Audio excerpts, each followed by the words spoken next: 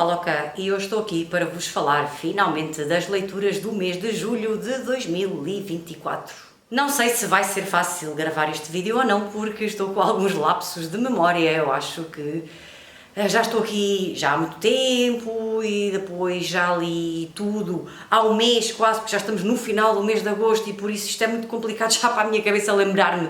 de tudo, mas no mês de julho li 9 livros, li 6 livros em papel, li um e-book, ouvi 2 audiobooks, no total li 3.299 páginas e fiz 3 leituras para o Júlio Nobel da minha compi Ana Lopes, portanto fica já aqui referido esse pormenor, porque eu depois posso já não me lembrar quando estiver a falar dos livros, acho que sim que me vou lembrar, mas não sei, como vos digo, a minha memória não está propriamente a 100%, por isso vamos lá ver como é que isto corre e vou-vos então falar das leituras do mês de julho. Vou começar por uma leitura de 3 estrelas, felizmente só houve uma leitura de 3 estrelas, estava com algumas expectativas para esta leitura, por causa das avaliações que eu tinha visto no Goodreads. Eu ouvi o audiobook, em espanhol Carcoma, em português Caruncho, e estava com muitas expectativas. O livro é pequenino, o audiobook também é muito pequenino, tem 3 horas e pouco. Portanto, é um audiobook que se ouve muito bem e eu estava com muitas expectativas para esta história porque vi avaliações muito positivas e então resolvi ouvir o audiobook. E então, porquê é que este audiobook só teve 3 estrelas? Porque temos aqui a história de uma avó, temos a história de uma neta e temos a história de uma casa misteriosa. E a coisa até estava a correr mais ou menos e até achei a história interessante, mas confesso que não fui muito surpreendida pelo final. Confesso que, consoante a história se ia aproximando do final, eu já tinha na minha cabeça a ideia daquilo que tinha acontecido naquela casa e por isso não fui propriamente surpreendida, não achei que a história fosse assim muito misteriosa, nem muito de terror, nem nada, portanto foi uma história de uma avó de uma neta com mistérios pelo meio, mas nada que me surpreendesse. Não é que tenha sido má, mas não me surpreendeu, não foi assim um final de afinal foi isto que aconteceu, não me surpreendeu nada essa parte do final, porque já li tantos thrillers, já li tantos livros de mistério, assim com casas assim estranhas, misteriosas, por isso acabou por não me conquistar por aí além e eu estava à espera de mais, confesso que a minha expectativa era muito alta, estava à espera de mais, não tinha lido propriamente as avaliações, via só as estrelinhas das avaliações, via estrelinhas de 4 e 5 estrelas e depois não me surpreendeu por isso, só levou 3 estrelas. Passo então para as leituras de 4 estrelas, com 4 estrelas um e-book, o único e-book do mês de julho, La ciudad y los perros, de Vargas Llosa. Este livro, não me vou esquecer, este livro foi lido para o projeto do Júlio Nobel, foi o primeiro livro do autor, e eu estava mesmo muito curiosa, li numa edição comemorativa do 50º aniversário, acho. Pronto, foi numa edição comemorativa e temos aqui a história do Colégio Militar de Lima, da capital do Peru, e temos aqui a história de adolescentes que estavam nesse colégio militar, temos aqui aventuras desses adolescentes, temos aqui problemas desses adolescentes. Gostei muito da história, apesar de não me ter conquistado para as 5 estrelas, gostei muito da história, também porque como fui à tropa, como fui militar, reconheci ali algumas situações mesmo próprias deste meio militar. Depois temos aqui classes sociais diferentes, temos adolescentes que vêm de meios diferentes, convivências diferentes, com tipos de famílias diferentes e, portanto,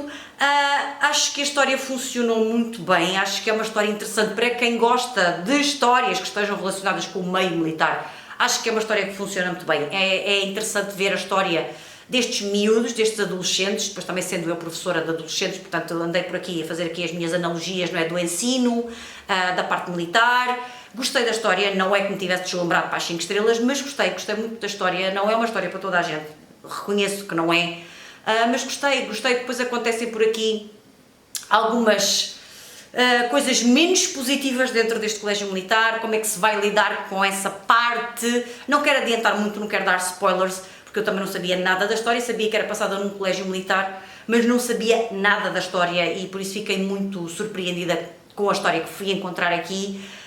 Como vos disse já, não me surpreendeu assim, para eu dizer, foi uma história mesmo de 5 estrelas, mas gostei desta parte de serem adolescentes, gostei desta parte de ter esta disciplina militar também por trás e tudo aquilo que nos traz esta disciplina e que nós já sabemos, por exemplo, se fazem alguma coisa há um castigo e não vão de fim de semana à casa, por isso, coisas que são normais do meio militar e por isso eu gostei muito de ler La Ciudad y los Perros. Outro livrinho de 4 estrelas, A Death in Cornwall, do Daniel Silva. Já estava desejosa de ler o livro do Daniel Silva, livro esse que deve sair em Portugal, talvez lá para março, acho que é mais ou menos em março que eles saem depois em Portugal. O novo livro do Daniel Silva, estava com muita vontade, mas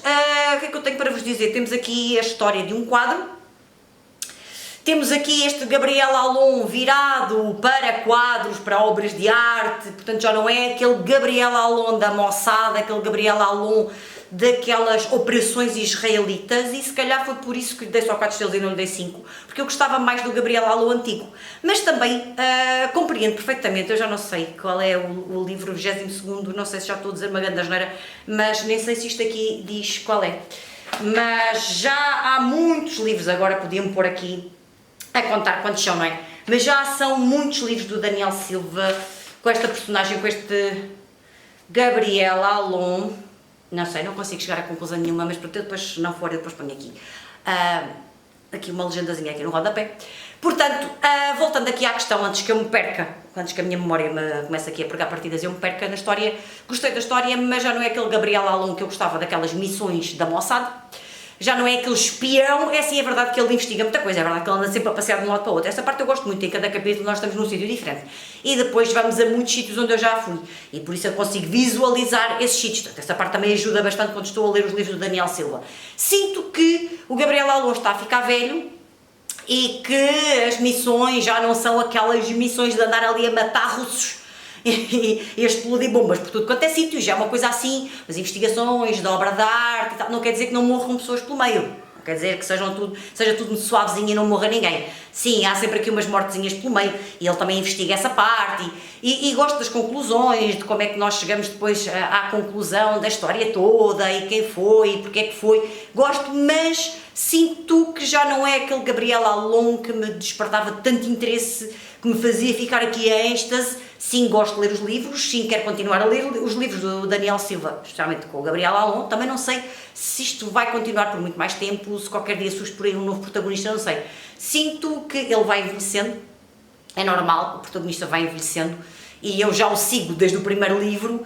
e por isso sinto que ele já está mais calmo, já tem uma vida um bocadinho mais calma com a sua esposa, com os seus filhos, e que se calhar já não tem tanta emoção, os livros já não têm tanta emoção como tinham antes, apesar de ser um livro que li em pouco tempo, que gostei de ler, estava sempre muito curiosa, com os capítulos em diversas cidades, mas sinto que já não é aquele Gabriel Allon que me levava se calhar às 5 estrelas e por isso só levou 4 estrelas. Outro livrinho de 4 estrelas, outro audiobook, Taken at the Flood, da Agatha Christie. Eu fiquei a conhecer esta história, já não sei se foi no Facebook, porque no Facebook eu sigo a página da Agatha Christie e acho que eles todos os meses sugerem um livro para ler, foi qualquer coisa assim. Fiquei a saber que este livro existia, do Poirot, que não conhecia, e então resolvi ouvir o audiobook. Temos aqui a história de um homem que morre, se não me engano, durante os bombardeamentos de Londres na Segunda Guerra Mundial, tinha casado há pouco tempo, e depois temos aqui uma mulher, que era a sua viúva, que herda a sua fortuna. E depois já sabemos disto, onde há dinheiro, há sempre ali outros interesses por trás. E depois vem por aqui um mistério, porque pensa-se, e andam por aqui estes pensamentos na mente de algumas pessoas, que ela afinal não era viúva, e que o seu primeiro marido não estaria morto, logo ela não podia casar pela segunda vez, logo ela não podia herdar a fortuna daquele marido que morreu no bombardeamento. Então temos aqui uma história onde o Poirot nem aparece assim muitas vezes, parece mais para o final, quando nós vamos ficando aqui a conhecer a história, e é engraçado que ele aparece até pouco no livro, pelo menos foi essa a sensação que eu tive, que ele só aparecia mais para o final, quase já para deslindar este mistério. E o mistério surpreendeu-me, eu estava à espera de uma coisa e achava que, isto é óbvio, claro, ela casou com ele por dinheiro, e aquelas coisas que nós achamos sempre que são demasiado óbvias nestas histórias. Portanto, o homem desgraçado teve o azar de morrer, mas ela se calhar quando casou com ele já pensou e tal, dinheiros e tal, pois vou herdar, pois... Isto depois deu aqui uma volta que me surpreendeu, não é que tivesse sido assim uma história que me arrebatasse para as 5 estrelas, mas surpreendeu-me, gostei do desenlace da história, da explicação que depois o Poirot nos vem dar desta história toda, que não tinha já nada a ver com aquilo que eu tinha imaginado. Normalmente isto acontece nos livros da Agatha Christie. Eu nunca consigo chegar à conclusão de quem é que matou. Ou então, chego à conclusão, mas não consigo perceber como. E então já me aconteceu descobrir quem era o criminoso ou a criminosa, mas depois não saber como é que foi, porque achava que aquela pessoa sim podia ser aquela pessoa, mas como? Porque supostamente tinha um alibi, agora lembrei-me da palavra em espanhol para alibi, que eu gosto muito, que é coartada, e é só um extra, mas agora lembrei-me. Eu não tenho memória para muitas coisas, mas depois tenho memória para outras. E então gostei do livro, não é que me tivesse arrebatado, mas gostei, não conhecia. Mais um livrinho da Agatha Christie. Eu gosto de ir descobrindo livros da Agatha Christie, nem sempre a descoberta é muito feliz, mas depois falarei disso quando falar das leituras do mês de agosto, porque no mês de agosto também ouvi um audiobook da Agatha Christie, mas depois falarei sobre isso. Mas gostei deste, gostei do desenlace, gostei da explicação, fez-me tudo sentido na cabeça, as peças juntaram-se todas no puzzle e por isso foi um bom audiobook de 4 estrelas. Mais um livrinho de 4 estrelas, Les Pays des Autres, da Leila Slimani. Nunca tinha lido nada desta autora, comprei este livro. Onde é que eu comprei este livro? Espetáculo, acho que foi a Nice que comprei o livro, não sei. É espetáculo porque eu acho que sim, comprei a Nice. Quando estive em Nice na livraria, acho que sim, que foi um dos livros que eu comprei. Acho. Como vos digo, a minha memória está péssima, mas acho que sim. E estava mesmo muito curiosa, nunca tinha lido nada da autora e estava mesmo muito curiosa com esta história. Temos aqui uma história passada em Marrocos. Temos aqui uma fotografia da coleção da autora. Não sei se é Meknès. Portanto, a história passa-se perto de Meknès, na cidade de Meknès, que eu também visitei quando estive em Marrocos. E por isso também estava mesmo muito curiosa, né? Depois de ter visitado os sítios, adoro ler livros que se passem nesses sítios, que é para eu depois visualizar tudo outra vez na minha cabeça. E temos aqui a história de uma francesa da zona da Alsácia, que casa com um jovem marroquino que esteve na Segunda Guerra Mundial. Portanto, o marroquino, ao serviço de França, esteve na Segunda Guerra Mundial e depois quer regressar à sua pátria, quer regressar a Marrocos, e então regressa já com esta esposa da zona da Alsácia. E temos por aqui estas diferenças culturais entre França e Marrocos. Temos aqui esta adaptação desta mulher que vinha de uma realidade completamente diferente, desta adaptação à sogra, esta adaptação aos cunhados, desta adaptação àquela aldeiazinha perto de Meknès onde viviam, depois nascem filhos, como é que estes filhos são educados, o que é que prevalece nesta educação, se é a mentalidade marroquina, se é francesa, a vida que ela deixa para trás em França, a família que ela deixa para trás em França, e depois o livro vai até a um período conturbado na história de Marrocos, que é quando Marrocos luta pela independência, em 1956, acho. Eu escrevi isto quando estava a tirar notas, mas entretanto já não me lembro. Mas é na altura, nos anos 50, portanto estamos no século XX, anos 50, independência de Marrocos, uns conflitos nas ruas, lutas. Essa parte também muito interessante. Já estou cheia de vontade de ler. Aí vai uma mota. Já estou cheia de vontade de ler o segundo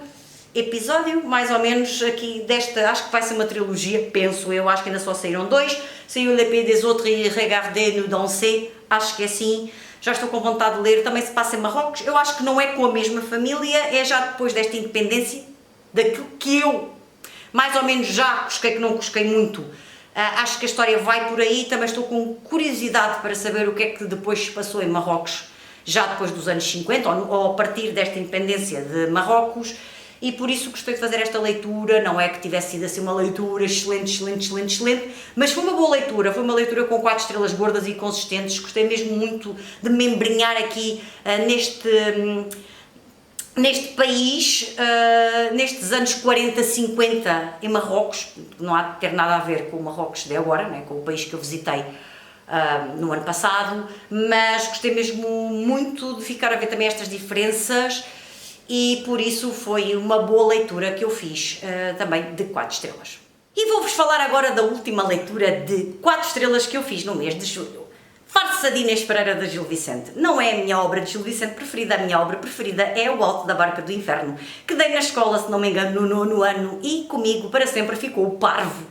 daquela obra. Portanto, continuo a achar que O Alto da Barca do Inferno é excelente, e se nós começarmos a pensar bem naquela história, aquilo é interessantíssimo, acho que continua a conquistar os miúdos, penso eu, não sei. A mim conquistou-me, eu era adolescente e conquistou-me, mas estava mesmo muito curiosa com a farsa de Inês Pereira, depois de ter visto a peça de teatro que o Teatro Nacional Dona Maria II levou a Évora, ao Teatro Garcia de Rezende, uma adaptação muito moderna, mas com a mesma história, com esta Inês Pereira que queria casar, esta Inês Pereira que não queria assim um parvinho, queria alguém que lhe desse boa vida. E depois chegou à conclusão que essa boa vida não dava em nada, e depois tem aquela frase muito célebre que diz: mais quero o asno que me leve que cavalo que me derrube. Uma peça de teatro do século XVI, e temos que ir ao século XVI perceber este contexto e perceber quem era esta Inês Pereira e o que é que esta Inês Pereira pretendia da vida. Queria ser aquela rapariga, queria casar, não queria ficar ali em casa solteirona.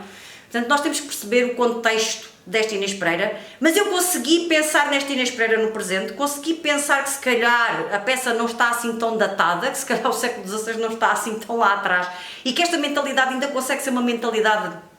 se calhar de agora, de algumas pessoas. Não me vou alongar muito sobre os meus pensamentos sobre isso, mas gostei de ler a farsa de Inês Pereira, até porque depois li a banda desenhada, a adaptação para a banda desenhada, mas depois disso falarei quando falar das leituras do mês de agosto. Mas gostei de ler aquela peça de teatro que eu achava que já tinha lido, e acho que sim, que já tinha lido, mas não tinha o livro. Um livro com ilustraçõezinhas que se lê super bem, lê-se muito rápido, e gostei de fazer esta leitura, sim. Gostei, especialmente depois de ter visto a peça de teatro moderna, mas a peça de teatro da farsa de Inês Pereira, gostei de voltar a esta Inês Pereira, de voltar a esta história. E foi uma boa leitura, não é que me arrebatasse como me arrebatou o Alto da Barca do Inferno, mas foi uma boa leitura e dei-lhe umas 4 estrelas gordas e consistentes, apesar das avaliações do Goodreads serem um bocadinho baixinhas, fraquinhas, mas as minhas são 4 estrelas gordas e consistentes. Gostei muito de voltar ao teatro de Gil Vicente. E vou-vos falar finalmente das leituras de 5 estrelas, aquelas leituras que me arrebataram no mês de julho. A primeira leitura de que vos vou falar: Istaviden, de John Steinbeck, um livro lido para o Júlio Nobel da minha compi. O que é que eu vos posso dizer de Istaviden? Estava com um bocado de receio quando comprei o livro, estava com muita vontade de ler este A Leste do Paraíso, porque sabia que Depois das Vinhas da Ira era assim a grande obra de John Steinbeck, mas tinha medo de ler porque As Vinhas da Ira é um livro muito duro, passado ali durante a Grande Depressão, e aquilo é mesmo muito, muito duro e marcou-me muito. Também lhe dei 5 estrelas, mas marcou-me muito. Eu estava com um bocado de receio que este livro fosse pelo mesmo caminho, mas felizmente não foi. Felizmente não foi. O que é que eu vos posso dizer deste livro? Um livro passado em Salinas, na Califórnia, terra de John Steinbeck. Temos aqui 2 famílias. E especialmente temos aqui uma família que vem de fora, que vai à procura de uma melhor vida, ou de uma vida mais, com mais dinheiro, com mais terrenos, não sei, para cultivarem coisas. Portanto, vai à procura de uma nova vida na Califórnia e vai para Salinas. Temos aqui um pai, uma mãe e 2 filhos. Família é essa que depois acaba por se destruturar. Família é essa também que depois acaba por estar representada no filme que eu vi nesta adaptação, e percebi finalmente porque é que quando eu olhava para esta capa achava que este rapazinho parecia o James Dean.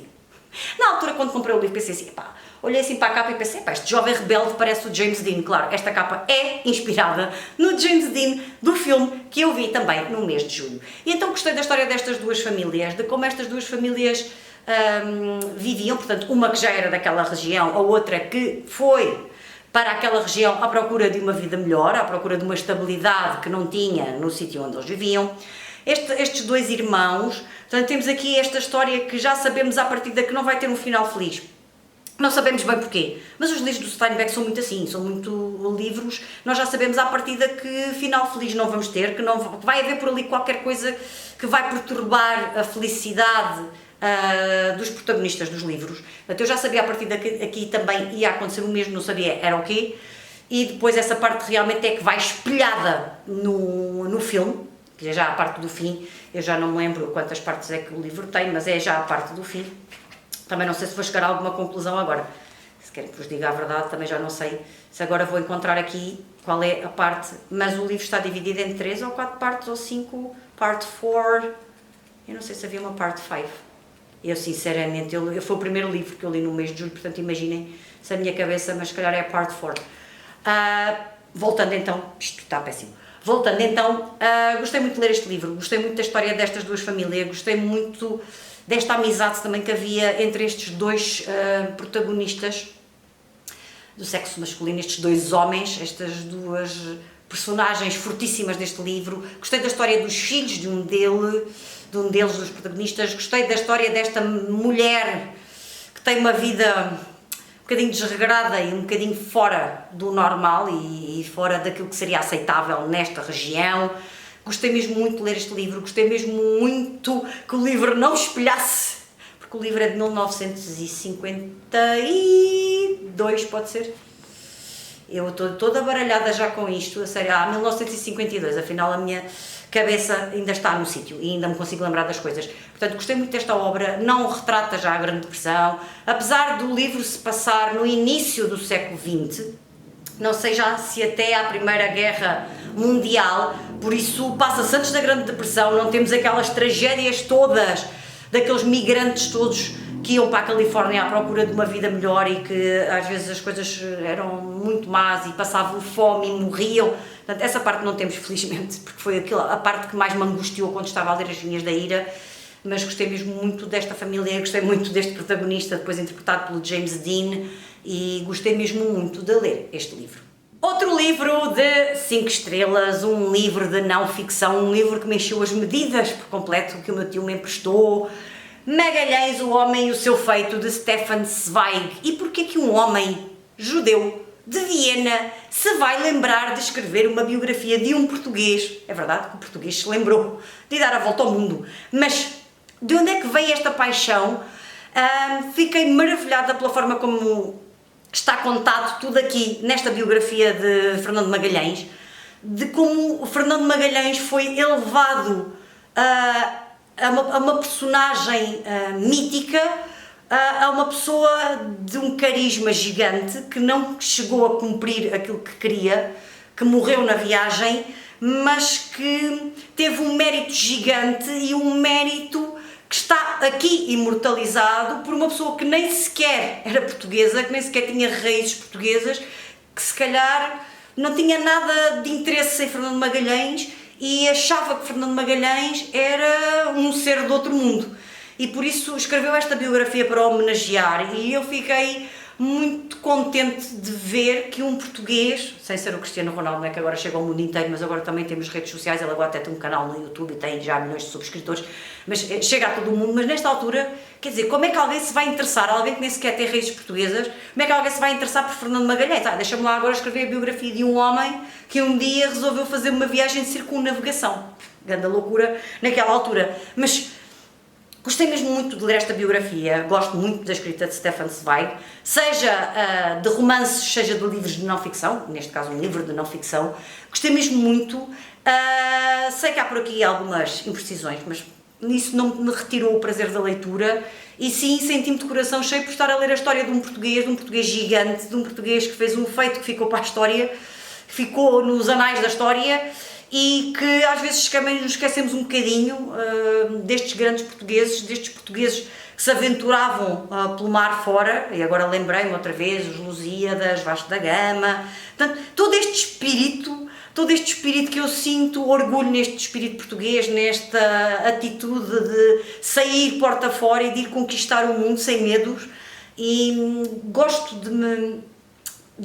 pensar em mim também assim um bocadinho, com um bocadinho desse espírito também. Não é que eu tenha saído de Portugal para muito longe, mas eu não sei, o espírito todo que têm os imigrantes que foram para fora, que foram à procura de uma vida melhor. Portanto, parece que este espírito ainda está todo desde o tempo dos descobrimentos, e por isso gostei mesmo muito de ler esta biografia, que já andava lá pendurada em casa há uns tempos e agora já pode voltar para a casa do meu tio, e foi mesmo uma excelente leitura que eu fiz no mês de julho. E vou terminar as leituras de 5 estrelas e as leituras do mês de julho com uma releitura. Fiz para o Júlio Nobel um livrinho que estava lá em casa, mas que achei que fazia todo o sentido fazer esta releitura no mês de julho para este projeto, para o Júlio Nobel, e porque estava com vontade de voltar a esta magia, e estou-vos a falar de 20 poemas de amor e uma canção desesperada de Pablo Neruda. Tinha este livrinho lá em casa já há tempo, já o tinha lido. é muito pequeno, portanto são 20 poemas de amor e uma canção desesperada, o próprio nome nos diz quantos poemas é que nós temos aqui, e eu estava com mesmo muita vontade de lhe pegar, de o reler, porque a poesia tem que ser lida e relida. Não, eu acho que não, às vezes só uma vez não é suficiente, e eu já precisava de voltar a este Pablo Neruda, a este livrinho de 1924, portanto, um livrinho, agora que eu estou a pensar num livrinho com 100 anos, portanto ainda bem que voltei a ele, ainda bem que voltei a ele agora, e foi mágico voltar a esta poesia, que é sempre complicado de explicar o que é que se sente, porque a poesia é algo muito pessoal e eu não consigo traduzir para palavras aquilo que eu senti quando reli este livro. Portanto, é mágico, gostei muito dos poemas, gosto muito de ler poemas também em língua original, também acho que ajuda muito. Acho que a poesia é muito difícil de traduzir, é muito difícil espelhar numa tradução aquilo que o autor sentiu quando escreveu essa poesia, portanto, perde-se muito, porque depois as rimas já não são iguais, ou então para rimar perde-se um bocado na tradução, e eu acho que deve ser muito difícil traduzir poesia, portanto, ler poesia no seu original, para mim, é ainda mais mágico, é delicioso, e eu deliciei-me outra vez com Pablo Neruda, com este livrinho tão pequenino, mas com poemas tão docinhos, tão quentinhos, que aquecem o coração, e gostei mesmo muito de voltar a esta leitura, e agora que estou a ver 1924, estamos em 2024, portanto faz todo o sentido, ou fez todo o sentido ler este livro no mês de julho, ler este livro, reler este livro para o projeto do Júlio Nobel, terminar assim as leituras de 5 estrelas do mês de julho, também foi fascinante, porque este livro merecia as 5 estrelas e merece, e quando um dia mais tarde lhe pegar, de certeza que vou pensar o mesmo, ou de certeza que se calhar ainda vou sentir outras coisas que não senti desta vez, que não senti da primeira vez, porque é sempre algo diferente quando se pega neste livro, e a nossa idade também, ao sermos mais velhos, vamos vendo as coisas de outra perspectiva, de outra maneira, e por isso foi muito bom ler este livro, reler este livro, sentir outra vez esta magia toda deste Pablo Neruda, e ainda bem que é o último livro que eu tenho para vos mostrar do mês de julho. E foram estas as leituras do mês de julho de 2024, finalmente gravei o vídeo,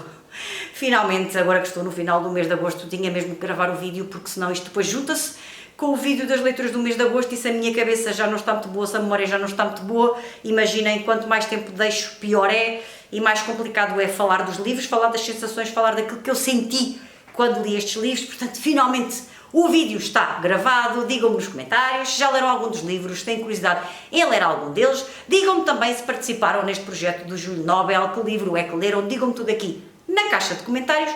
e não havendo mais nada para vos contar hoje, eu vou-me despedir, um grande beijinho e até ao próximo vídeo, tchau!